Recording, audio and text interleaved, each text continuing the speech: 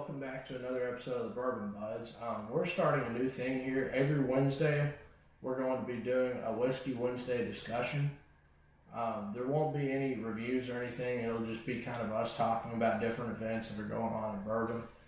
We're still going to have our every Saturday reviews. So a new video will be coming out every Wednesday and every Saturday from now on. So this week, we're going to talk about Old Forester's change to their birthday bourbon policy and how they're going from a camping out way of getting it at their distillery gift shop to an online lottery for, I think, everybody in the United States that enters.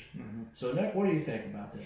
Well, it's definitely better than the original camping outside for about 2 or 3 days, and hope you're still able to get one. It gives everyone an equal chance of getting a bottle, but it poses its own problems to me. It's like you have more people, and I know most of the time, like most people that know birthday bourbon, they're going to come from all over. But here, I think it's a much wider radius of people that will be able to get in there and get a bottle.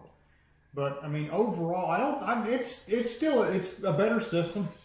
You know, like let's let me give you a scenario here. Like you're camping out, the dude that's 50 plus spaces in front of you is going to get a bottle more than you, and you camped out for maybe 1 day compared to the other guy who camped out for maybe 2.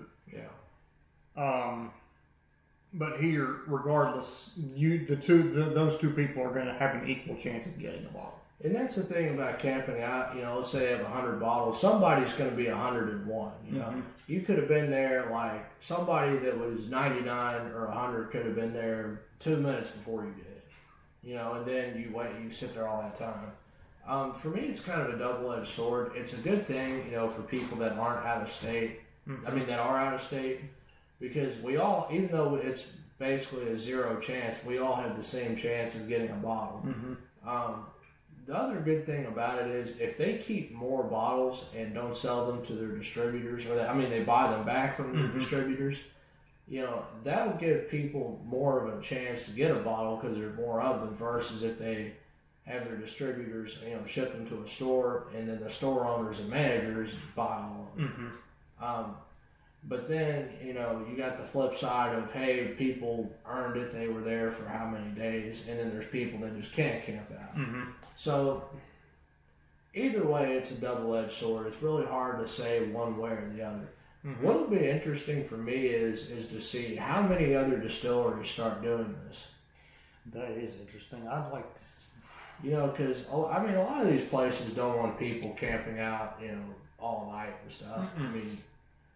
Some places they don't allow you to.